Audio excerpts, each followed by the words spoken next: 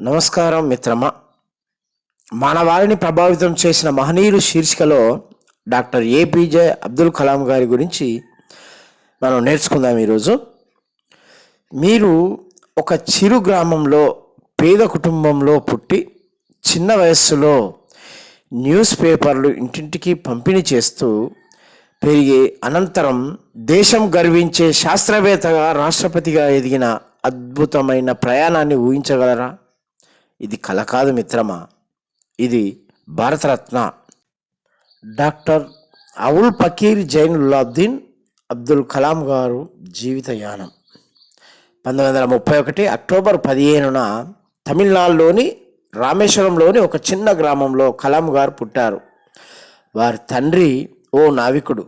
చిన్ననాటి నుంచి ఆధ్యాత్మికత, క్రమశిక్షణ కలిగిన కుటుంబంలో పెరిగారు. చిన్నప్పుడే ఉదయాన్నే పేపర్లు పట్టుకొని ఇంటింటికి తిరిగే జీవితం, చదువుపై ప్రేమ, జీవితం పట్ల కర్తవ్య భావన ఆయనలో మొదలయ్యాయి. ప్రాథమిక విద్య అక్కడే పూర్తయింది. ఆపై త్రిచ్చిలోని సెయింట్ జోసెఫ్ కాలేజీలో భౌతిక శాస్త్రం చదివారు. కానీ మనసు ఎప్పటికీ ఆకాశానికే ఆకర్షితమవుతుండేది. అందుకే ఆయన మద్రాస్ ఇన్స్టిట్యూట్ ఆఫ్ టెక్నాలజీలో ఏరోనాటికల్ ఇంజనీరింగ్ చదివారు.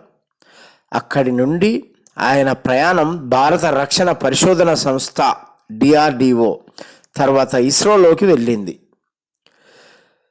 కలాం గారు భారత ఖగోళ పరిశోధన విభాగానికి గొప్ప సేవలు అందించారు. SLV-3 శాటిలైట్ లాంచ్ వెహికల్ను రూపొందించి విజయవంతంగా కృత్రిమ ఉపగ్రహాన్ని భూమి మేలకడకు పంపారు.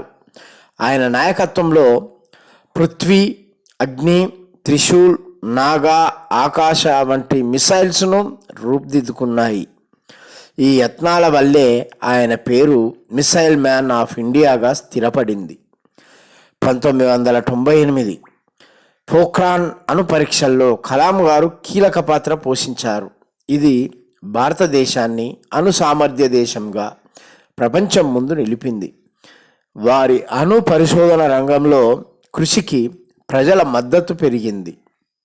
2002లో కలాం గారు భారత 11వ రాష్ట్రపతిగా ఎన్నికయ్యారు. రాజకీయ నేపథ్యం లేకపోయినా వారి మానవీయత, విజ్ఞానం, అందరికీ సమాన దృష్టితో వ్యవహరించడం ప్రజల హృదయాల్లో స్థానాన్ని సంపాదించింది.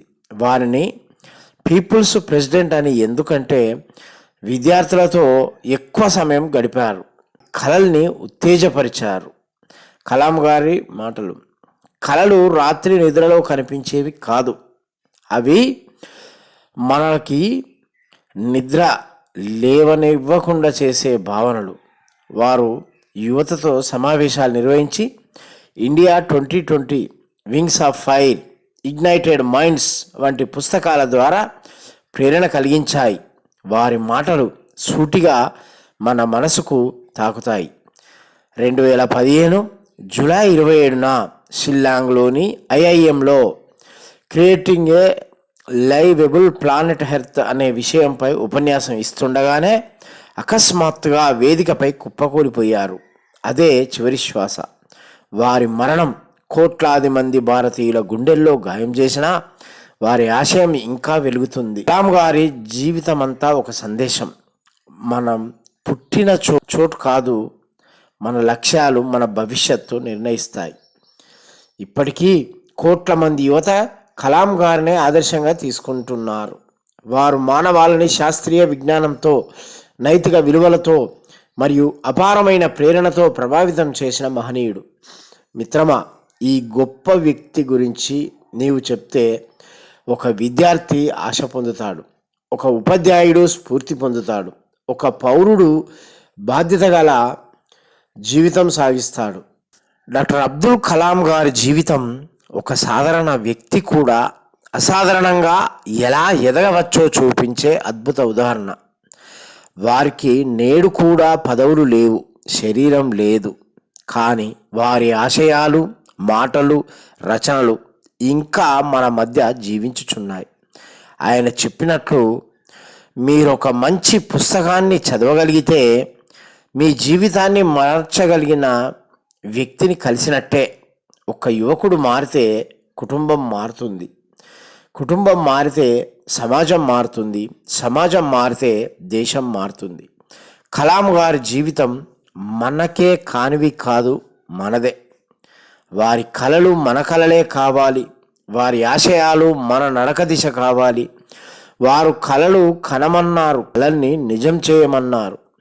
వారు విద్యార్థులకు అంతగా ప్రేమతో చెప్పిన చివరి మాటలు ఇవే: great dreams of great dreamers are always transcended. మీరు కలలు కనండి, వాటిని సాధించేందుకు జీవించండి. ఈరోజు మనం డాక్టర్ అబ్దుల్ కలాం గారిని స్మరించుకుంటూ ఒక నిశ్చయాన్ని చేద్దాం. జ్ఞానాన్ని పంచుకుందాం, సేవలో జీవిద్దాం, మరియు మన దేశాన్ని మంచి మార్గంలో నడిపించడానికి చిన్న మెట్టు అయినా వేసే ప్రయత్నం చేద్దాం. జై హింద్.